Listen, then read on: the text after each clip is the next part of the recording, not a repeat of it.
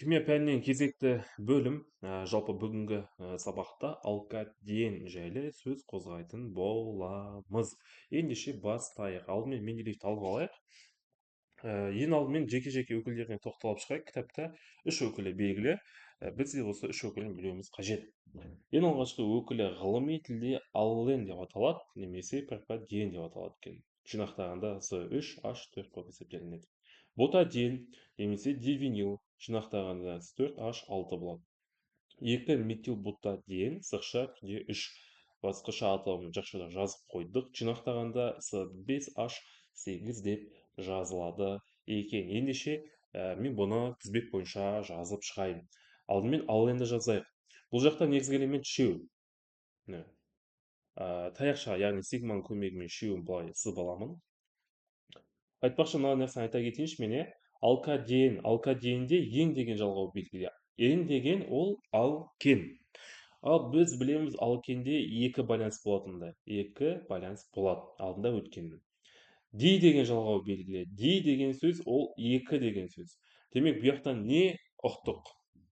Алкаденде қос байланыстан екеу болады екен. Түсінікті ғой? Демек, мыняқта сигма емес, мыняқта екеуі де қос байланыс болуы қажет. Сутек мына жақта H2 болады, мыняқта теңескен, мына жақта H2 болады. Жинақтағанда дәл жаңағыдай жазылады. Ал кеттік, келесі. Ботаден негізгі элементтің санын сызып шығайын сигманың көмегімен. Мына бірінші элемент, мына екінші элементіміз, мына үшінші, мына төртінші элемент. Байқасақ, бұл жақта ботаденнен кейін екі санды жазып қойған екен, бірінші және үшінші. Бұл деген сөз сол санынан кейін, яғни сол элементтен кейін қос байланыс болады деген сөз. Мына 3 қой. Мына үшінші элемент. Үшінші элементтен кейін де тағы қос байланыс болады екен. Сутектің саны мына жақта H2 болады. Мыняқта үшеу белгілі, демек сутектің тек өзі ғана, мыняқта сутектің өзі ғана, мыняқта H2 болады. Жинақтағанда сутек 6 болады екен. Келесі, екі метил ботаден. Ботаден дегенде алдымен сызылайын. Бота дегеніміз қайтадан негізгі элементтің саны 4 деген сөз. Мына сызып алдық. Енді одан кейін дәл жаңағыдай қос байланысын қойып шығамын, яғни мына жаққа үшінші элементке қойылады екен. Екі метил дейді. Екінші элементтің астына мен метилді жалғаймын. Метил H3 деп жазады. Бұны алканда айттым метилді.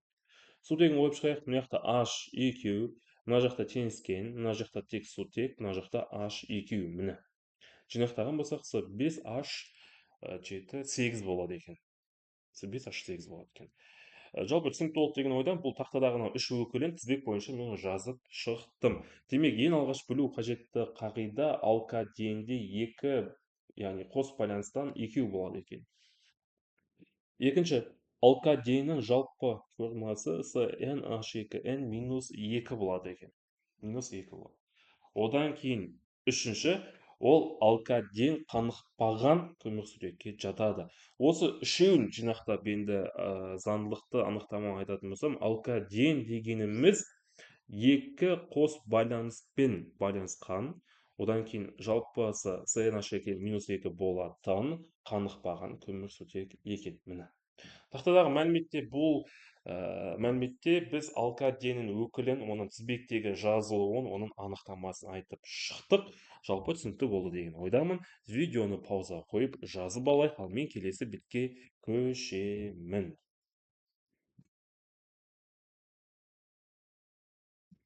Көп жерде бұл мәліметті айтпайды. Мен айта кетейін, алкаден 3 типке бөлінеді. Ең алғашқы типі ол кумулденген деген. Кумулденген ден деп аталады. Бұл жақта алкаденде айттым ғой, екі байланыс деп. Ол екі қос байланыс, яғни жалғыз көміртектің екі шетінде де екі байланыс болады. Қайталап айтамын. Белгілі көміртектің екі шетінде де қос байланыс болатын болса, бұл алкаден тізбегінде, демек ол кумулденген деген денеге жатады екен. Не қада жазып қойды анықтама. Қос байланыстың екеуі де көміртек атомының маңайында орналасқан. Екінші типте бұл қос байланыс, яғни мыняқта екі байланыс белгілі ғой, қос байланыс. Бұл қос байланысты сигма байланыс бөледі екен. Яғни сигманың көмегімен бөлінген. бұл екінші типі. Мына жақта да жазып қойған анықтамада қос байланыс бізде сигма байланыспен бөлінген деп. Бұл қосарланған. Үшінші, оқшауланған ден. Ол деген сөз жаңағы қос байланыс, яғни екі байланыс екі немесе одан да көп сигманың көмегімен бөлінген. Қос байланыс екі, екі немесе одан да көп сигма байланыспен бөлінген екен. Демек, жиенінің өзі үш типке бөлінеді екен. Енді маған айтуы мүмкін, Алмат, осы шен ішіндегі ең көп қолданатыны және ең маңыздысы қайсы дейтін болса, мен екіншісін айтаймын. Мынау бізде ішіндегі ең маңызды болып табылады. Түсінікті ғой, иә? Қасына маңайына м деп қойыңызшы, маңызды деген сияқты. Видеоны паузаға қойып жазып алайық, ал мен келесі бетке көшейін. Байланысу типі SP2. Байланыс ұзындығы 0,134. Бұл жауап жоқ болатын болса, алкаденде екі байланыс болады, қос байланыс және сигма байланыс. Сол үшін де байланыс ұзындығы екіге бөлінген. Ол 0,136 және мінекей. Байланыс күші әдеттегідей және молекула пішіні жазық трикогональды. Бұны жазып жаттауымыз қажет. Аталу жолы, көне аталу жолы жоқ. Екінші аталу жолы прибадин гомологы. Халық дейін деген жолғымен аталады екен. Изомерлену болатын бойынша қаңқа, класс және қос байланыстың орны. Бұны да жаттап алуымыз қажет. Бутаден 3 ол газ өзіне тән иісі болады, яғни оның күйі газ күйіне кетеді екен. 2 метил бутаден ол ұшқыш сұйықтық жағымсыз иісі болады. Мына тақтадағы мәліметтерді жазып жаттап алайық. Бұл да бізге өте маңызды екен. Яғни оның байланысу типі және оның аталу жолы, изомерленуі және физикалық қасиеті.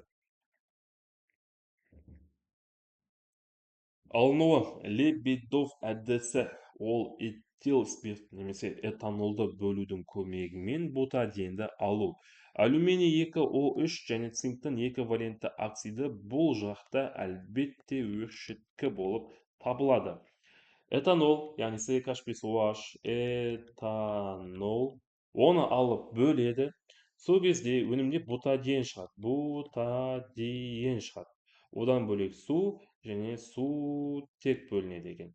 Демек, Лебедев деген не? Лебедев деген ол этанолды бөліп, бутаденді, суды, сутек молекуласын алу. Басқа Лебедевтің теңдеуі жоқ алкаденнің ішінде. Тек қана қатып қалған осы қағида бұны алып яғни жаттап алуым қажет екен. Және қайталап айтамын, бұл екі заттың көмегімен болады. Алканды бөлу, яғни дегидрлеу, сутекті бөлу көмегімен. Мынау бізде өршіткі. Алканды бөліп, алкаден және сутек алады. Мысалы, бутанды бөліп, бутаден алынған. Қай өкілі шығатындығын қайдан білеміз? Мысалы, былай. С5H12. Мынау бізде алкан ғой. Бұны былай бөледі. Сол кезде негізгі элемент қанша? С5 қой. Өнімде де С5 болуы қажет. Ал сутектің санын қалай анықтаймын? Мен бағана айтып кеттім ғой, алкаден CnH2 -2. Негізгі элемент С5, H2 көбейтемін, 5-ті азайтамын 2-ні. Қанша шығады? С5, H8 шығады. Сутек 8 болады екен, плюс H2. Тене су үшін мұнда 2 қояды екен. Демек, алкаденнің екі алыну жолы белгілі, жалпы түсінікті деген ойдамын. Химиялық қасиеті бойынша сутегіні қосып алу. Ол екі сатыға жіктелген. Мысалы, міне С3H4-ке сутекті қосады, С3H6. Бұл шикі бөлімі. С3H4-ке екі еселенген сутекті қосады, С3H8 бұл толық бөлімі. Неге? Мына жақта бізде өнімде алкен бөлінген. Алкен бөлінетін болса, ол шикі әдісі болып табылады. Ал С3H8 бұл алкан. Алкан бөлінсе, ол толық әдісі болып табылады. Демек, кез келген алкаденге сутекті қосқанда өнімде алкен шығатын болса, ол шикі. Алкен қалай білеміз ғой? CnH2n алкен формуласы, яғни С3H6 деген сияқты. Ал ол алкаденге сутекті қосқанда алкан бөлінсе өнімде, немесе сутектің алдында мынандай 2 деген коэффициент болса, демек ол толық сатысы деген сөз екен. Галогенденуі. Жетінші топтағы кез келген элементті қосу. Ә, алкаденге галоген дегенде негізгі элемент сутекте өскенде сақталады, қасына сол галогенді екі еселеп қоя салады.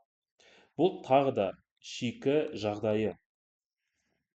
Екінші, дәл жаңағыдай тек қана галоген алдында 2 деген коэффициент белгілі, және өнімде галоген 4 еселеп шығады. Бұл толық әдісі. Демек, бұл жақта да сондай. Яғни, алкенде 2 деген индекс болса, ол шикі болады екен, галогенде 4 деген индекс болса, ол толық болады екен. Немесе галоген алдында 2 болса, ол толық болады. Солай жаттауға болады. Әлбетте, заттың атауын атап кетейік. Оң жақтан мысалы оқылатын 2 деген жалғау болса, D деп аталады ғой. Элементтің атын жазам. Және С3 болатын болса, пропен, яғни алкен түзіледі екен.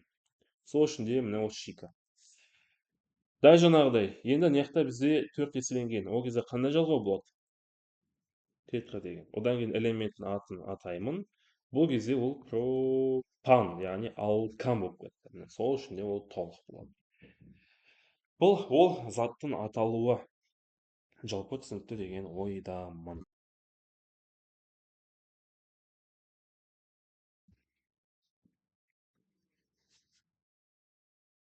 Қолданылуы. Жалпы бутаден мынау 3 өкілінде алкаденнің көксағыз алуда қолданады екен. Көксағыз деген не? Байқадық қой, мынау ағаш. Ағаштан бізде сүт секілді сұйықтық ағады да мына жаққа жиналатын ыдысқа. Мынау ыдыстағы зат көксағыз деп аталады. Табиғи көксағыз. Демек, оның физикалық қасиеті ақ түсті сүт секілді сұйықтық маңызды қасиеті майысқақтығы, яғни майысқақтығы созылады, тоқ өткізбейді, сумен қосылмайды. Этил спиртінде аз, ал бензинде алдымен ісініп, одан кейін ериді. Кез келген пішінге ене алады. Бұл жалпы көксағыздың физикалық қасиеті болатын. Көксағыз 2-ге бөлінеді. Ол табиғи және синтездік. Табиғи деген гевея ағашынан алынады. Демек, мынау ағаштың аты гевея ағашы. Гевея ағашынан сүт секілді былай құйып жинап алады екен. Ол 5 сағатта, 6 сағатта ұзақ уақытта жайлап тамшылап құйылады. Ал бізге айтуы мүмкін, гевея ағашы қаяқта өседі деп. Ол енді кез келген мекенде өспейді. Ол бізде қаяқта өседі екен? Бразилияда өседі екен. Немесе келуі мүмкін көксағыздың отаны деп. Сол кезде осыны белгілеуім қажет мен. Ал синтездік ол алкаденнен алынады. Түсінікті ғой, иә? Демек, алкаденнің негізгі қолданатын бөлімі ол көксағызды алу. Жақшан жазып қойыншы. Көксағыздың екінші аты каучук деп аталады. Яғни каучукты алу. Оны өзекке бөлінеді. Гевея ағашы, Бразилия, осыны ұмытып кетпейік. Жалпы өте маңызды құнды мәлімет болып есептелінеді. Енді былай дейді, суықта қатады дейді. Көксағыз, яғни жаңағы каучукшы суықта қатып қалады. Логично, иә? Ыстықта балқиды. Демек, екі жағдайда ол өз күйін жоғалтып алады. Демек, суықта қатып қалса, ыстықта балқып кететін болса, ол өз күйін жоғалтатын болса, ол адамға қажеті жоқ, пайдасы жоқ болып қалады. Яғни мен оны қалаған мақсатында қолдана алмай қаламын.